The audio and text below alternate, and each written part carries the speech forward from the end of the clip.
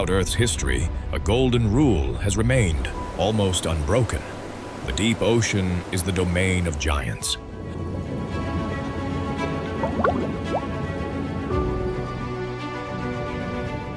But roughly 250 million years ago, the laws of nature were turned upside down.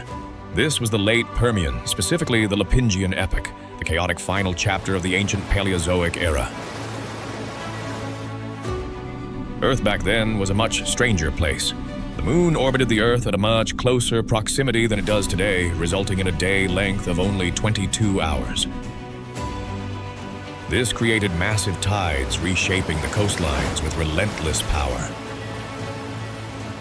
Pangaea, a sea-shaped supercontinent, loomed within Panthalassa, the largest ocean the world has ever known.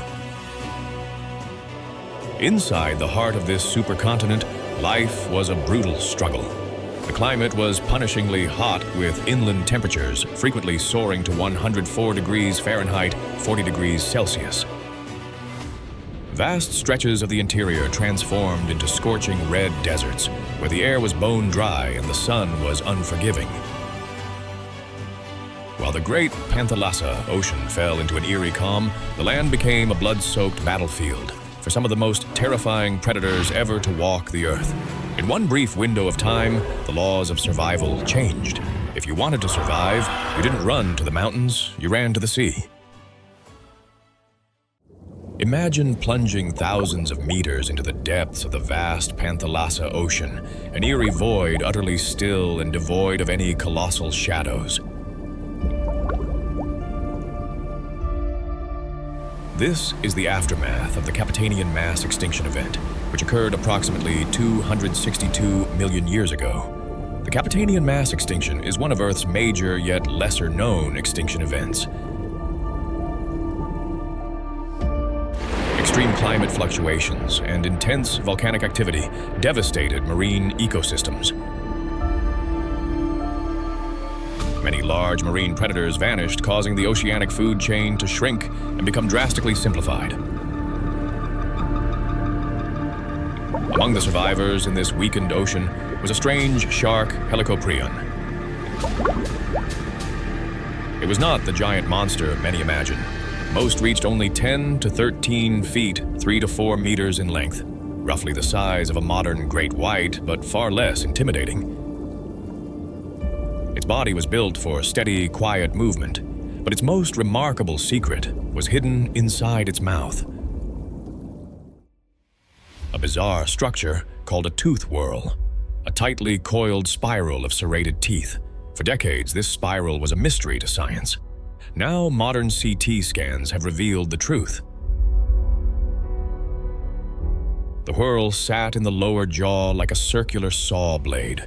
As the shark bit down, the teeth sliced inward, pulling prey deep inside.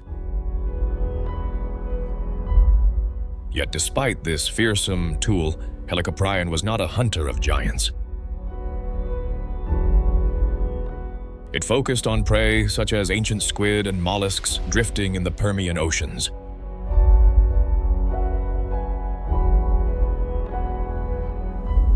In an ocean where the great rulers had vanished, Helicoprion took a modest role, a survivor adapting to a quieter, emptier sea. Sharing this empty sea were other prehistoric creatures, each carving out its own niche to stay alive. Patelodus was a master of the reefs. It didn't have a serrated saw, but teeth shaped like sharp petals, perfect for crushing through the shells of armored prey. Near the sunlit surface, Sphenacanthus patrolled. A sleek, versatile hunter, it used its dorsal spines as a warning to anything that dared to challenge it. But the real survivor was Hybodus. This shark was built like an all-terrain vehicle. With two types of teeth, one for grabbing and one for crushing it, could eat almost anything. Long before the sharks, the Eurypterids, the legendary sea scorpions, were the ultimate nightmares of the abyss during the early Devonian age. These prehistoric titans reached lengths of about 2 meters, sporting heavy armor and crushing claws. But following the late Devonian extinction, their reign began to crumble. Most were now less than 8 inches, 20 centimeters long. Slow and fragile, they retreated to brackish or fresh waters to survive. They moved slowly over the sandy bottom using small jointed legs to scavenge. Below them, the seafloor remained active but humble. Ancient trilobites scurried through the silt, their triple-lobed shells acting as shields. Coiled ammonoids and small darting cephalopods drifted in the currents. The building blocks of life were still there, but the grand structure had collapsed.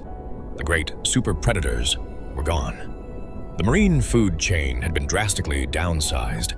For the first time in hundreds of millions of years, the ocean fell into a deep silence. The deep-sea killers had retreated, and for a brief moment in time, the water became the ultimate sanctuary. We leave the quiet waters behind and move deep into the heart of the supercontinent, to the scorching floodplains of Russia and South Africa.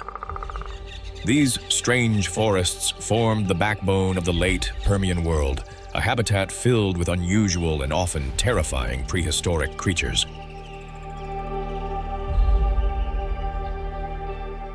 But the drama didn't just unfold on the forest floor. It reached high into the canopy. In the humid air of Gondwanan forests, large flying insects still patrolled the skies. Though the true giants like Meganura had long faded Paleodictyopterans, ancient primitive insects with beak-like mouthparts pierced the tough scales of seed ferns to drink their nutrient-rich sap. But the most surprising pioneer was Weigeltisaurus and its gliding relatives. Not insects, but small reptiles that had mastered a new way to move. Long, bony rods covered in skin extended from their torsos, acting like primitive hang gliders.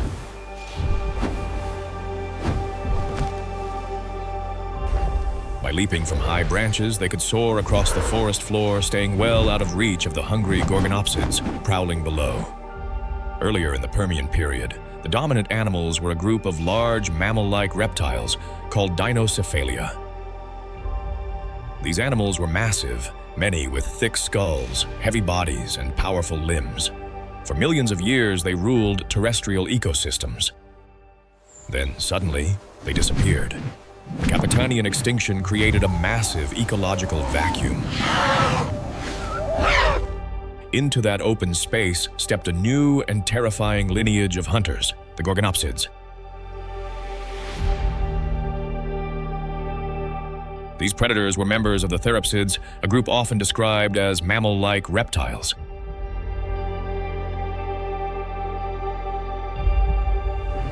They first appeared in the fossil record during the Middle Permian and quickly spread across the supercontinent Pangaea. The first fossils of Gorgonopsids were discovered in 1876, and they immediately stood out because of their extraordinary teeth. These curved fangs projected far below the jawline, making them some of the earliest saber-toothed predators known in Earth's history. At a glance, they look surprisingly similar to the famous saber-toothed cat Smilodon, which would not appear until more than 250 million years later. But this resemblance is only superficial. Gorgonopsids were not cats. They were something far older and far stranger. Their bodies were built for speed and power. Most species measured 2 to 3 meters long, with strong hind legs and slightly shorter forelimbs that gave them a forward-leaning posture. And at the end of their powerful jaws waited those deadly saber-teeth weapons perfectly designed to deliver deep, fatal bites. In this brutal world, one name stood above all others: Inostrancevia, the undisputed apex predator of the Red Plains. This colossal beast was built for one thing: killing. It stretched 3.5 meters long and weighed nearly 400 kilograms. Its defining weapons were hidden within its heavy skull, massive 15-centimeter canine teeth. Inostrancevia did not strike immediately. It did not use brute force to overpower its victim. Instead, it focused on the neck. The teeth were not just long. They were curved back and lined with sharp serrations like biological steak knives. While Inostrancevia relied on surgical precision, another titan patrolled the southern plains of Pangaea rubigia, the skull crusher. This massive predator stretched over 2 meters in length. However, its most chilling feature remained its head, a gargantuan armored skull that accounted for a staggering 15% of its entire body. It was a living battering ram, incredibly thick and reinforced, using its massive head to ram, unbalance, and slam large herbivores to the ground.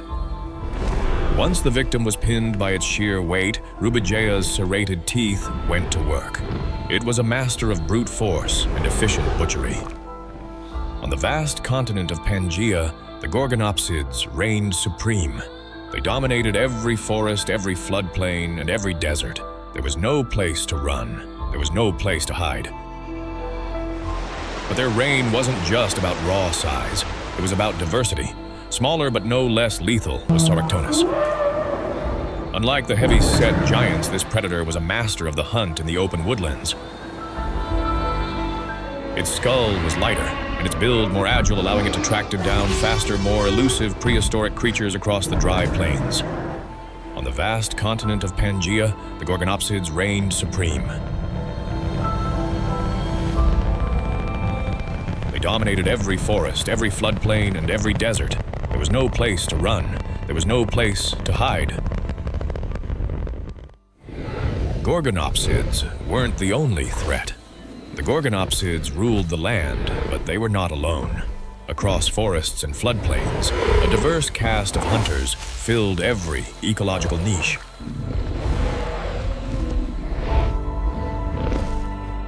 Among them were the Therocephalians, a versatile group of hunters. They were the all-terrain predators of the Permian.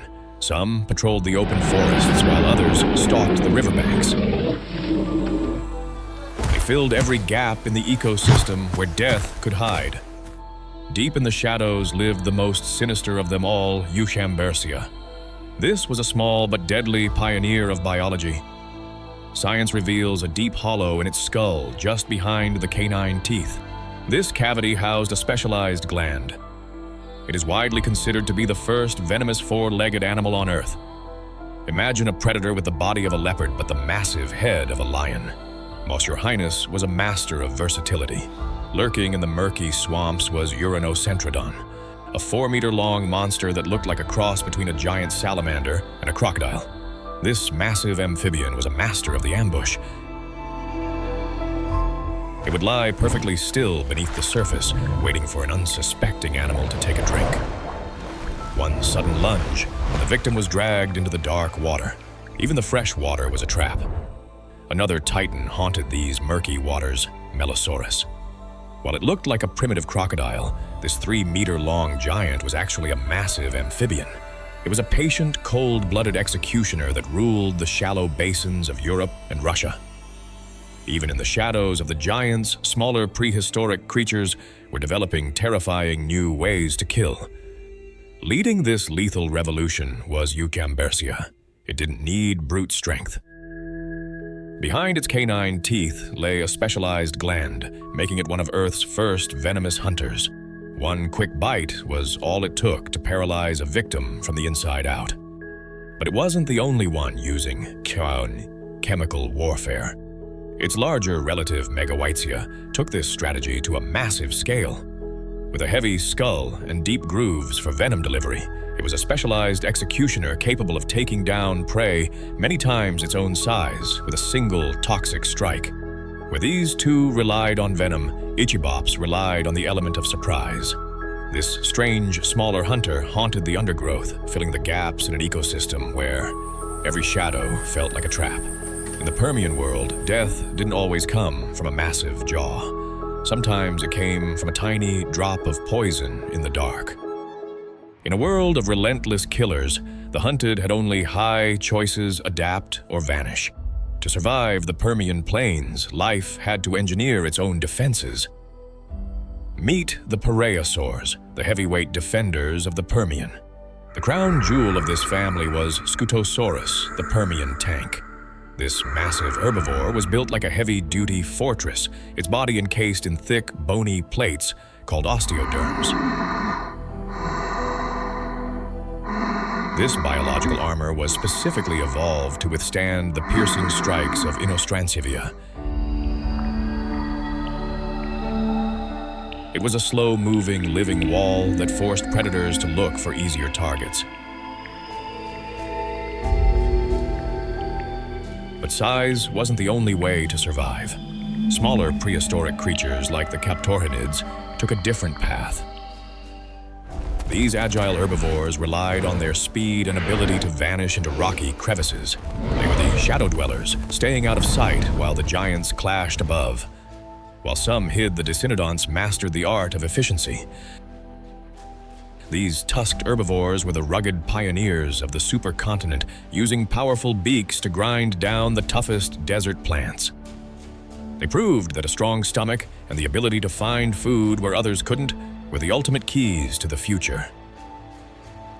Of all the Dicynodonts, one became the master of the burrow, Lystrosaurus. With a unique pig-like snout and tusks for digging it, moved underground to escape a world that had become a death trap. Tunnels provided a hideout from Gorgonopsids and protection from scorching heat reaching 120 degrees Fahrenheit, 49 degrees Celsius. They didn't just survive the coming Great Dying, they inherited the Earth. After the extinction, 95% of all land vertebrate fossils belong to this one animal. For millions of years, life on Pangaea struggled to survive among predators, droughts, and harsh climates. But near the end of the Permian period, something far more catastrophic began. Deep beneath what is now Siberia, the Earth itself started to break open.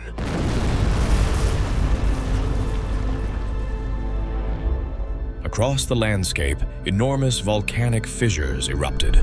These eruptions formed what scientists call the Siberian Traps, one of the largest volcanic events in the entire history of our planet.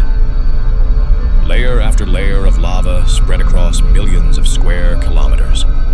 Carbon dioxide built up rapidly, triggering an extreme greenhouse effect. Global temperatures began to rise. Oceans warmed. Weather patterns became unstable. Large regions of the ocean became suffocating dead zones, where most animals could no longer breathe. The foundation of the global food chain began to crumble. What followed is now known as Permian-Triassic mass extinction. Scientists often call it simply the Great Dying. Ancient trilobites, survivors of hundreds of millions of years, were finally wiped out. On land, roughly 70% of terrestrial vertebrate species went extinct.